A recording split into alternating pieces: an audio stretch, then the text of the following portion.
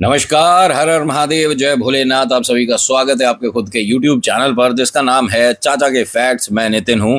यहां से मैं फैक्ट्स, ईश्वर से जुड़े चमत्कार, रोचक पौराणिक कथाएं और तीसरी शक्ति के प्रकोप के बारे में बात करता हूं। कहानी के माध्यम से समझाता बताता हूं। अगर आपके पास भी कोई ऐसा एक्सपीरियंस है जो आप हमारे साथ साझा करना चाहते हैं तो मैसेज करिएगा। फेसबुक, व्हाट्सएप, इंस्टा, कॉमेंट, कहीं भी। इतना बढ़िया मौसम चल रहा है, सावन है, और महादेव की कहानियों से कैसे आपको मैं वंचित रख सकता हूं। आज मेरे पास एक कमाल की कहानी है जिसके अंदर आपको पता चलेगा कि ये जो कांवड़ लेके आते हैं ना, ये कितने ज्यादा भाग्यशाली है। अभी फिलहाल चैनल का इंट्रो, उसके बाद आकर शुरू करता हूं। कहीं मत जाना, पूरी कहानी सुनना। हर हर महादेव।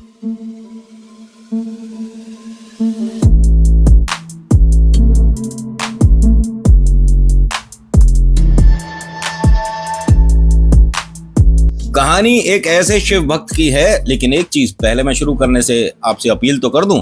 अगर पहली बार आए हैं और कहानी में आपको रुचि है और आपको पसंद आती है तो इधर या इधर किधर सब्सक्राइब का बटन मिलेगा, उसे दबाना, फिर बेल आइकन, फिर ऑल। और अगर आप पुराने मित्र हैं, परिवार का सदस्य हैं और आप जानते हैं मुझे पहले से, तो कहने की जरूरत नहीं पड़ेगी कि कॉमेंट में आपको हर हर महादेव जरूर लिखना है। और अगर साथ में चाचा के फैक्ट्स लिख दोगे तो और ज्यादा बढ़िया हो जाएगा। मुझे अच्छा लगता है कि अगर आप बाबा का नाम मेरे साथ लिख देते हो तो ऐसा लगता है आशीर्वाद मिला। आज जो मैं कहानी सुनाऊंगा इसमें कहीं ना कहीं थोड़ा सा आपको हास्य भी मिलने वाला है, तो प्लीज कहानी को कहानी मानकर ही सुनिएगा। मन में खटास मत लाइएगा कि अच्छा ऐसे कैसे कह रहा है, तूने ये कैसे कह दिया। ठीक है, तो थोड़ा चेहरे पर मुस्कुराहट के साथ बोलते हैं हर हर महादेव और कहानी शुरू करते हैं। नाम सोनू है। जिंदगी में पहली बार कांवड़ लेने जा रहा है। माता पिता, बड़ा भाई, बड़ी बहना और अपने छोटी बहना से सबसे परमिशन कैसे मिल रही है इसे मैं क्या ही बताऊं आपको। अपने पिता से कहता है कि मुझे कांवड़ लेने जाना है, क्या जा सकता हूं? पापा ने कहा अच्छा है, तू तो जाए और मतलब भोले के मंदिर में ही रुक जाए। सच में भोले बाबा ने सबको बुद्धि दी है तेरे बारे में, मतलब उन्होंने कुछ सोचा ही नहीं। अरे सबको एक एक भगोना भर के बुद्धि मिली है। तेरे घर के सभी बहना, भैया, तेरे छोटे भी सब बुद्धिमान, तेरे पास कटोरी भर भी अकल नहीं है। अरे पापा ऐसे कैसे कहते हो? मैं इस साल तो पक्का 12वीं में पास होकर दिखाऊंगा। बेटा 3 साल हो गए, तेरे से नहीं हो सकता। रहने दे, हाथ जुड़वा ले तू हमसे। अरे दुनिया भर के काम मैं ही तो करता हूँ। माँ ने कही कि अब मेरा मत मुंह खुलवा। दुनिया भर के काम करता तू है, लेकिन उसे दोबारा सही करके हमें करना पड़ता है। हैं, तुझसे जो सामान मंगाते हैं, पर्ची दी थी इसे सामान लाने की, ये मतलब हमने कहा था भूल मत जाना, ये पर्ची घर भूल गया। अरे कैसा लड़का है तू, कुछ तो काम कर लिया कर घर के अच्छे से। बाहर के होते नहीं, पढ़ाई होती नहीं। तो इसने दबी आवाज में कहा, मैं तो ये पूछ रहा था मैं कांवड़ लेने जा सकता हूँ? अरे तू अभी चला जा। नहीं मतलब अभी नहीं, तो कल जाना है ना। तो पापा ने जेब से पैसे निकाल के दिए उसके हाथ में और कहा कि बेटा ऐसा है, रात में भी बस जाती है, तू जाकर हरिद्वार ही बैठ जा और सुबह जल लेके जब भी तेरे को चलना हो चलिए, और धीरे धीरे आ, कोई जल्दबाजी नहीं है। तू घर से जितना दूर रहेगा उतना हमें सुकून रहेगा। बेटा भोले के लिए इतना तो कर दे। पापा आप रो रहे हो? नहीं बेटा मैं तो खुश हूं, ये खुशी के आंसू हैं। मुझे बड़ा अच्छा लग रहा है कि तू जा रहा है। हैं, जा जल्दी जा। बड़े भाई के पास गया कि भैया मैं वो जल लाना चाहता हूं। तो उन्होंने कहा कि भोले से तो पूछ लेता है। मतलब नहीं, भोले बाबा जो तू जल लाएगा मतलब उससे स्नान करना पसंद करेंगे? नहीं। अरे कैसी बातें करते हो, भोले बाबा तो इतने भोले। हाँ तभी तो कह रहा हूं, उनसे एक बार पूछ लेता जाकर, परमिशन ले ले मंदिर में कि पंडित जी मैं भी जल लाऊंगा, क्या मतलब आप स्वीकार करवाएंगे? भैया आप मेरा मजाक उड़ा रहे हो? कह रहे हाँ भाई तेरा मजाक ही उड़ा रहे हैं। सच में तूने इतने बेकार बेकार काम करे हैं। मेरी नई पैंट थी उसका निक्कर बनाकर तू घूम रहा है। अरे भैया मैं कॉलोनी की जो वॉलीबॉल की टीम है उसमें सिलेक्ट हुआ हूं। अरे तो 100-200 रुपए के आते हैं ये, एक अच्छे निक्कर बाजार से क्यों नहीं खरीद लिए? मेरी नई पैंट काट ली तूने।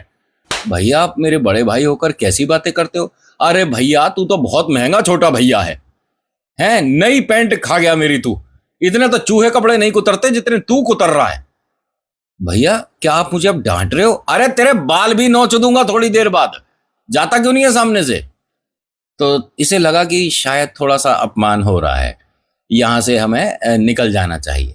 छत पर गया, यहाँ पर चारपाई बिछी थी। तारों को देखते देखते कहता है कि सब मुझसे प्यार तो बहुत करते हैं, बस दिखाते नहीं है।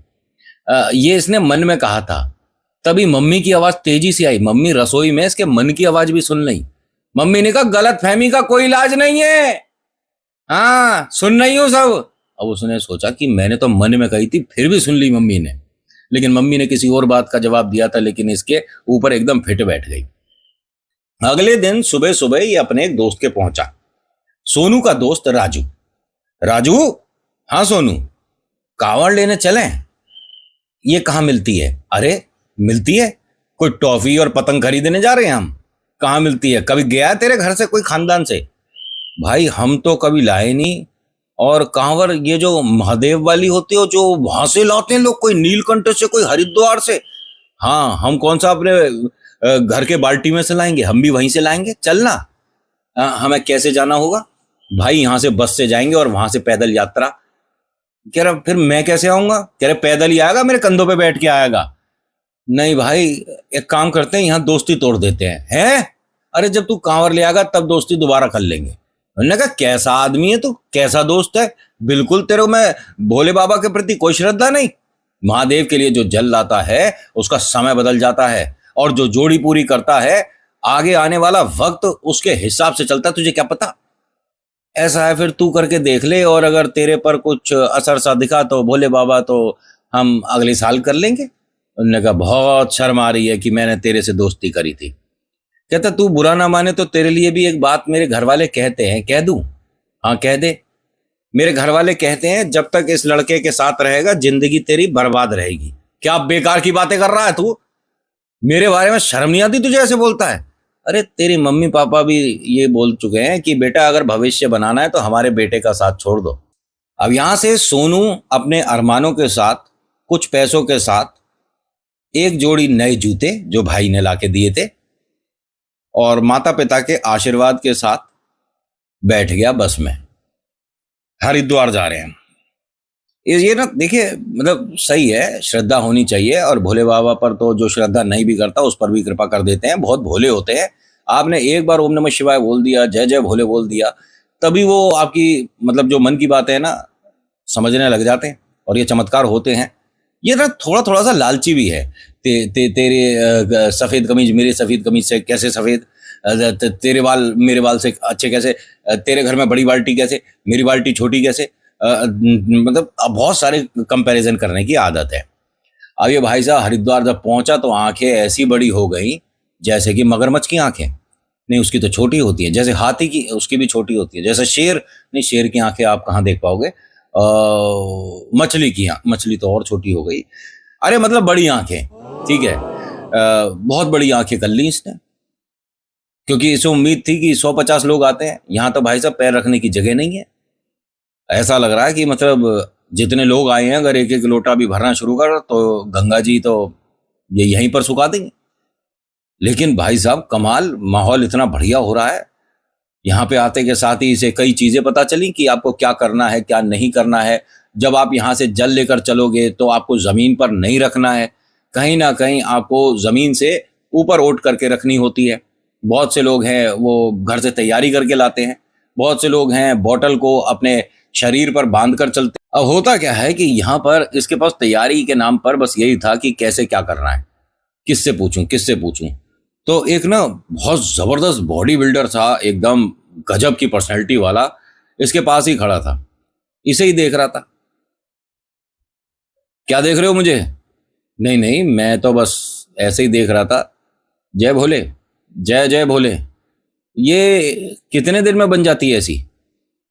क्या चीज? ये तुम्हारी ये जो बॉडी इतनी जोरदार बनी है कितने दिन में बन जाती है मतलब? अच्छा तो कितने दिन में बनानी है आपको?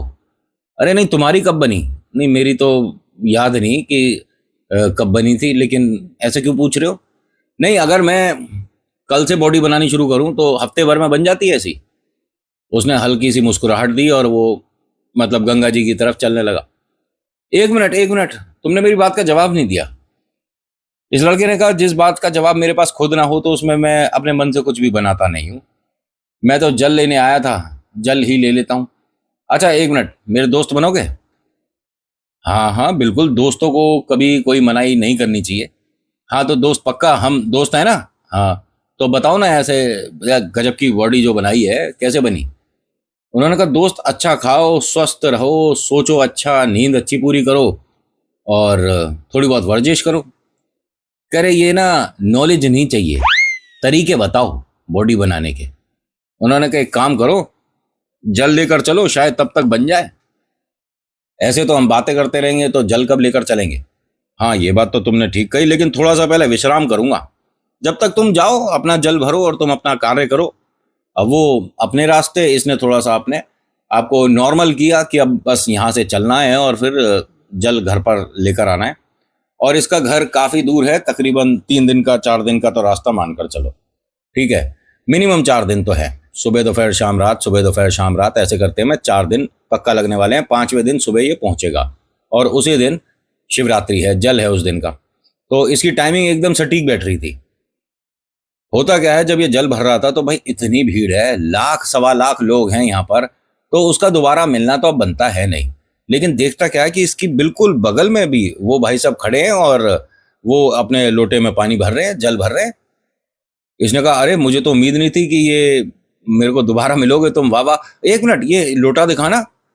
उन्होंने लोटा दिखाया। अरे तुम्हारा लोटा तो मेरे से बड़ा है और ये देखने में भी बहुत सुंदर है, अलग सा लग रहा है, ये कहाँ मिला। करे मैं अपने घर से लाया था। तो तुम जल इसी में लेकर जाओगे।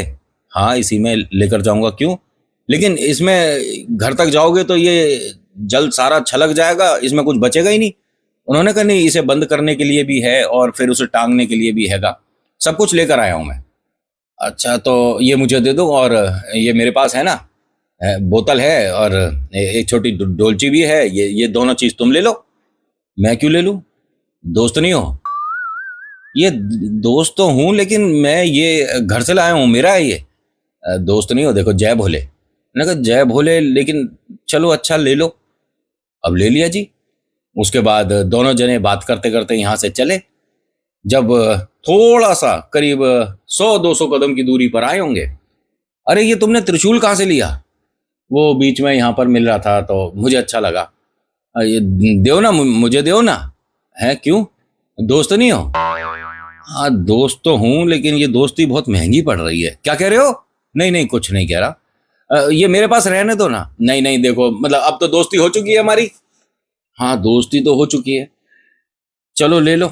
और एक बात बताओ, तुम ये नंगे पैर क्यों चल रहे हो? तुम्हारे पास जूते चप्पल कुछ नहीं है? उन्होंने कहा नहीं मेरे पास तो नहीं है। अब हम दोनों की दोस्ती हो गई है तो क्यों ना तुम मुझे अपने जूते दे दो।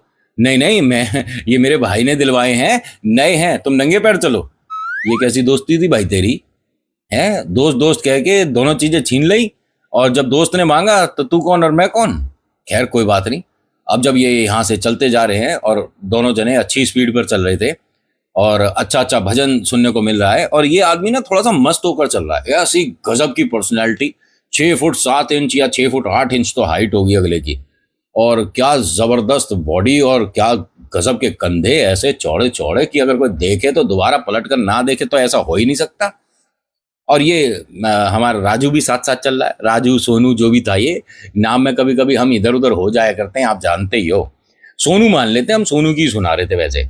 अब ये करीब 2 किलोमीटर चले तो ये सोनू ने अपने इस बॉडी बिल्डर दोस्त को दोबारा देखा। 1 मिनट, ये तुम बीच में से सामान खरीद कब लेते हो? चलते फिरते उठा लेते हो क्या सामान? गलत बात है, पाप है। उन्होंने कहा मैंने क्या पाप कर दिया? ये तुम्हारे गले में रुद्राक्ष की माला कहां से आई भाई? कह रहा आपने ध्यान ही अब दिया होगा, मैंने तो पहन रखी है, और गले में क्या, मेरे हाथों में भी देख लो। हाँ ये तुम्हारे डोले पे इतनी मोटी माला तुमने पहन रखी है, क्या गजब की बॉडी है। उन्होंने कहा तुम बार बार ऐसा ना कहो, ठीक है तुम भी मेहनत करो, बन जाएगी। ये रुद्राक्ष की माला दो ना मुझे। अरे ये मेरे को पसंद है। तो तुम कैसी दोस्ती है फिर ये हमारी? अच्छा लो पहन लो। अब उन्होंने, वो जो बॉडी बिल्डर थे, उन्होंने अपने गले की माला निकाल कर पहना दी। अब जैसे इसने पहनी, उसके बाद ना हल्का हल्का इसे वजन लगने लगा, रुद्राक्ष की माला गले में पहनते ही। जबकि ये जो इसने कांवड़ उठा रखी है, उसके वजन से इतना परेशान नहीं हो रहा था, वो तो नॉर्मल है। एक तरफ वो लोटा है जो कि दोस्त ने दे दिया, और एक तरफ अपना भी लोटा है, और वो जो दोस्त है उसको 1-2 बोतल दे रखी है, उसने अपने शरीर पे जैसे बांध लेते हैं बांध रखी है, और वो मजे से चल रहा है।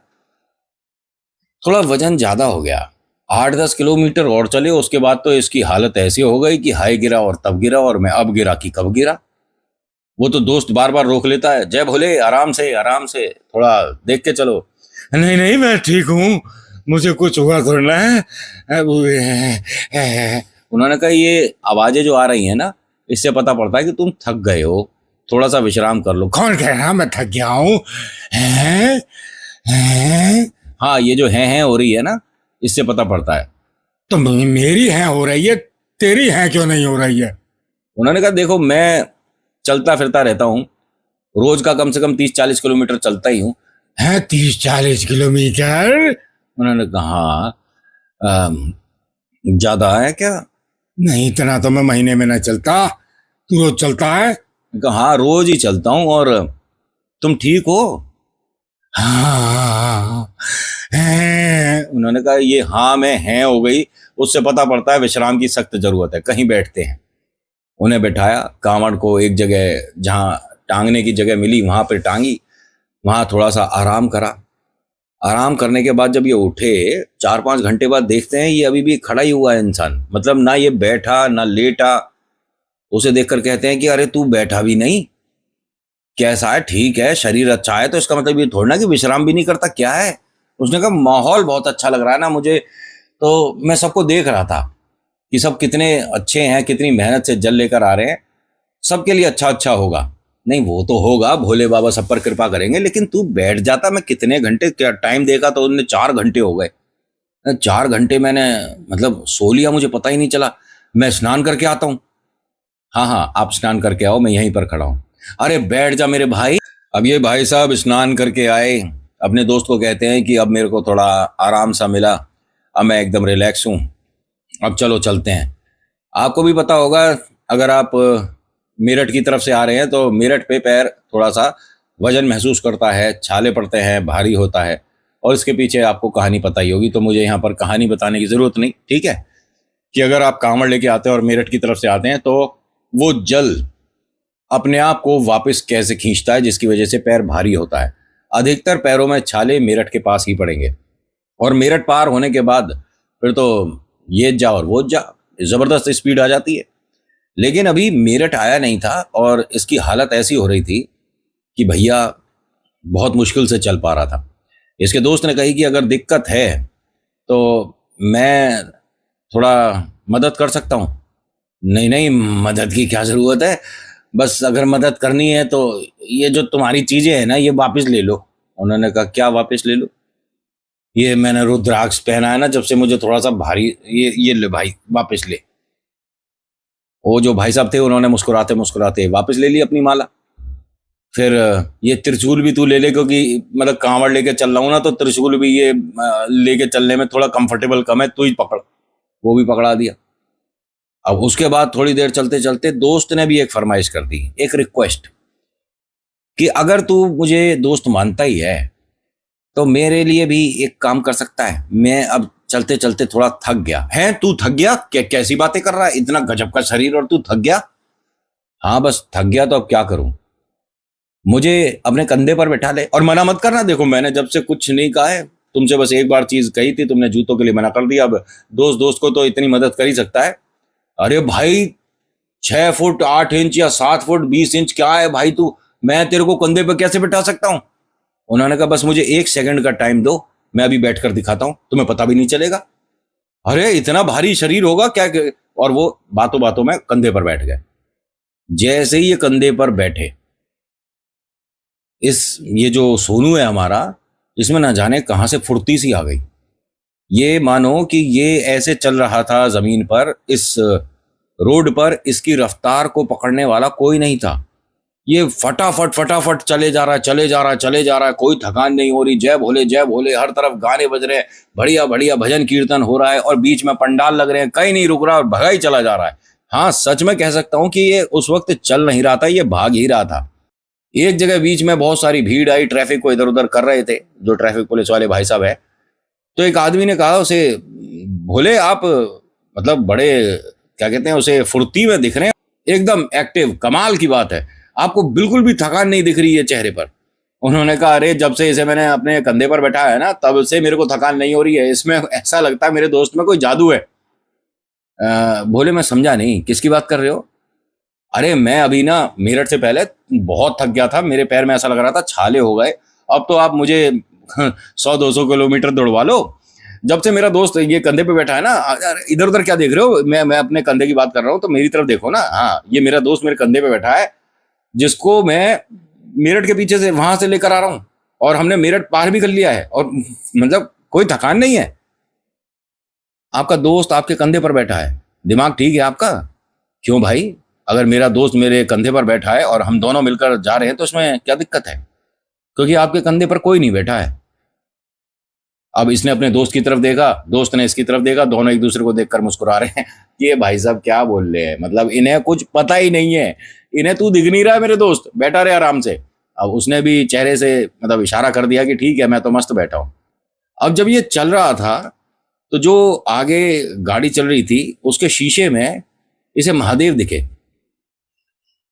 ये एकदम रुक गया, इसने पलटकर पीछे देखा तो कोई ऐसी झांकी नहीं आ रही थी जिसमें महादेव होता है ना, कांवड़ लाते हैं तो अलग अलग झांकी बनाकर लाते हैं। दूर दूर तक ऐसी नहीं थी जो इसे दिखे। इसे जो शीशे में दिखे उसमें एक आदमी ने कंधे पर महादेव की मूर्ति को बिठा रखा है। अब ये थोड़ा कंफ्यूजिंग हो गया। जो इसकी रफ्तार थी तेज, वो धीरे हो गई। इसके दोस्त ने पूछा कि क्या हो गया, रफ्तार एकदम मंदी कैसे हो गई, क्या हुआ? अरे यार मैंने ना अभी किसी को देखा था, उसने महादेव को कंधे पर बैठा रखा और पीछे देख रहा हूं तो झांकी नहीं दिखी। हाँ हाँ होता है होता है। अरे होता है नहीं, तूने देखी थी क्या? नहीं मैंने तो नहीं देखा। चल अगर कहीं मेरे को बस एक बार शीशा दिख जाए, कहीं मिले ना बीच में, तो क्या पता शीशे में दोबारा से झलक दिख जाए। हाँ हाँ ठीक है ठीक है। अरे ठीक है क्या, मंदिर आ जाएगा फिर तब दिखेगा क्या? देखता हूं, और तू पीछे नजर रखियो, अगर कोई आता है ऐसी झांकी किसी पर हो कि उस आदमी ने अपने कंधे पर महादेव की मूर्ति को बिठा रखा है तो बताइए मुझे। ठीक है। अब एक जगह एक बस खड़ी हुई थी, और बस के शीशे में जब ये पास से निकल रहा था तो इसने अपने आप को देखा, और हाँ महादेव इसी के कांधे पर बैठे हुए हैं। ये एकदम रुक गया। रुकने के बाद इसने अपने दोस्त को देखा और उन्होंने मुस्कुराकर इसकी तरफ देखा। इसने अपने जो दोस्त के घुटने पकड़ रखे थे जिसको लेकर ये चल रहा था, और दोस्त ने इसकी कांवड़ पकड़ रखी थी। इसने हाथ जोड़ दिए, हाथ जोड़े बस की तरफ देखकर, और महादेव के वो जो ये दोस्त है उसके पैरों को छूकर माथे पे हाथ लगाता और कहता है कि मैं तो धन्य हो गया, मेरा जल मेरे महादेव लेकर चल रहे हैं। अब आसपास के लोग देख रहे हैं कि भाई बस को देखकर ये हाथ जोड़ रहा है, क्या हो गया है? बहुत देर से चल रहा है, ऐसा तो नहीं कि इसका मानसिक संतुलन खराब हो गया, तबीयत बिगड़ गई, क्या हो गया भाई? उसके पास लोग आए कि भोले तुम ठीक हो? इसकी आंखों में आंसू इतने जबरदस्त कि मैं क्या ही बताऊं आपको। इसने कहा मैं बहुत ठीक हूं, और मुझसे ठीक शायद इस सावन में कोई कांवड़िया होगा भी नहीं। मैं भोले को लेकर आ रहा हूं हरिद्वार से, आप यकीन करोगे? सब ने हाथ जोड़े कि हाँ हाँ सब भोले को ही लेकर आ रहे हैं, सब जल लेकर आ रहे हैं। ठीक है ठीक है। उसने कहा मैं जल की बात नहीं कर रहा, मैं साक्षात महादेव को अपने कांधे पर बैठा कर ला रहा हूं।